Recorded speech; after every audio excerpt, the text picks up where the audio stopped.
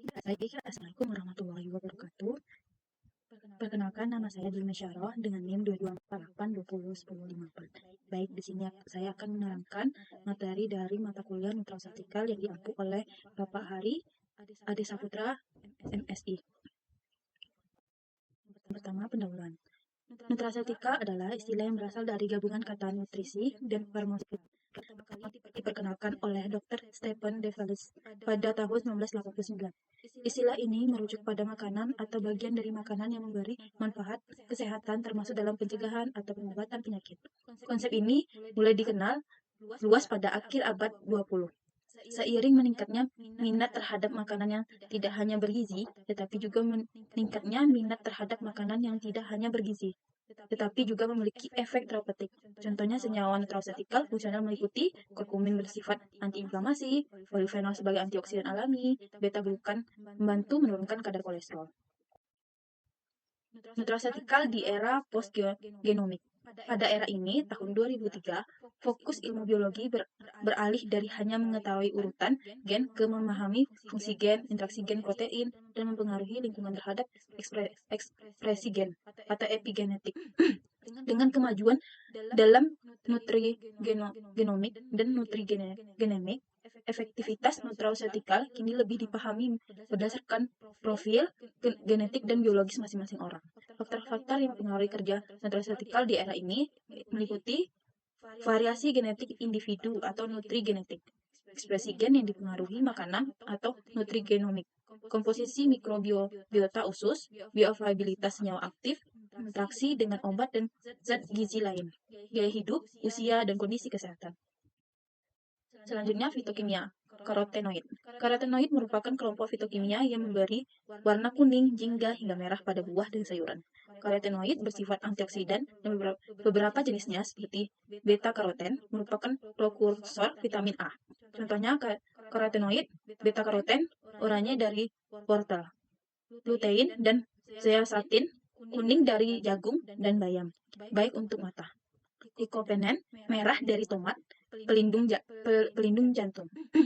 Astaxanthin, merah tua dari alga dan salmon, antioksidan kuat. Selanjutnya, lycopene adalah senyawa karotenoid alami yang memberikan warna merah pada beberapa buah dan sayur. Tidak seperti beta-karoten, lycopene tidak memiliki aktivitas provitamin A, tetapi dikenal luas karena sifat antioksidannya yang kuat. Lycopene larut dalam lemak dan diserap lebih baik ketika dikonsumsi bersamaan makanan berlemak. Lycopene secara alami terdapat pada buah-buahan dan sayur-sayuran merah seperti tomat, semangka, jambu biji merah, pepaya, anggur merah, jeruk bali merah. Selanjutnya, leutin, zeaxanthin, dan astaxanthin. Leutin adalah karotenoid yang banyak ditemukan pada sayuran hijau dan telur.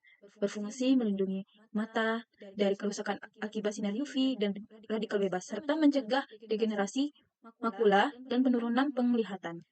Sumber yang kita dapat seperti bayam, kale, jagung, dan telur. Selanjutnya, zeaxanthin, karotenoid yang bekerja bersama lutein untuk melindungi retina dari stres oksidatif, yang mencegah degeneratif makula serta katarak. Sumbernya yang bisa kita dapat jagung, paprika merah, bayam, brokoli. Selanjutnya, astaxanthin.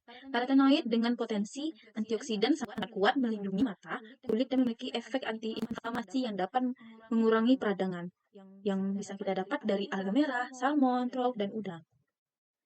Terapi dengan antioksidan. Antioksidan adalah senyawa yang dapat menetralkan radikal bebas dalam tubuh. Radikal bebas adalah molekul yang memiliki satu atau lebih elektron yang tidak berpasangan. Membuatnya sangat relatif dan dapat merusak DNA, protein, dan membran sel. Jenis-jenis produk bahan alam yang kaya antioksidan yang pertama buah-buahan, seperti blueberry mengandung flavonoid dan vitamin C, pomegran atau delima kaya akan polifenol dan elagit acid, dan anggur merah mengandung resveratrol melindungi jantung. Yang kedua, sayuran dan rempah.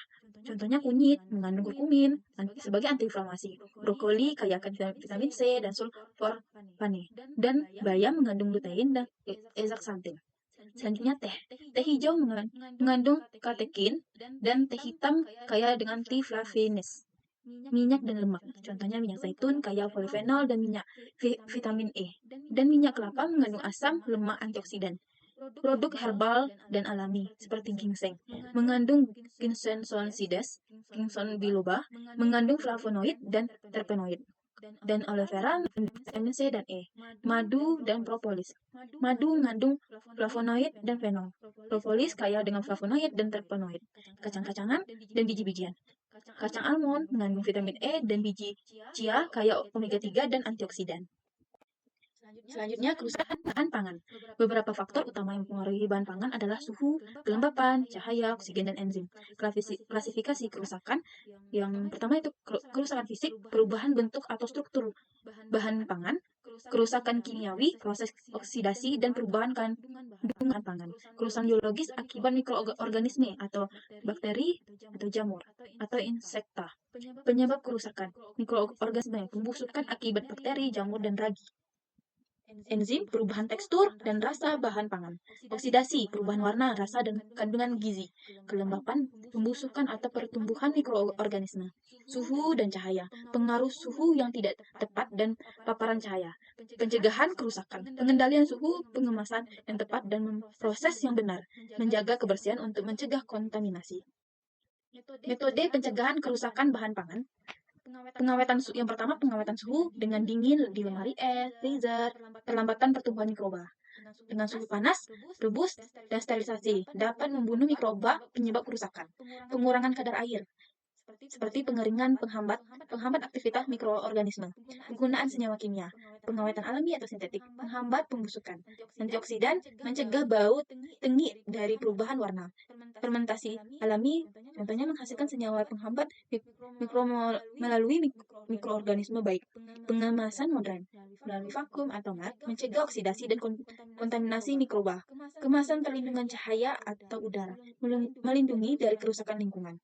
Manajemen penyimpanan, disimpan di tempat bersih, kering, dan suhu stabil. Terapkan sistem rotasi gunakan dulu yang masuk dulu, seperti FIFO. Baik, sekian materi yang bisa saya sampaikan. Jika ada kurang, saya mohon maaf. Assalamualaikum warahmatullahi wabarakatuh.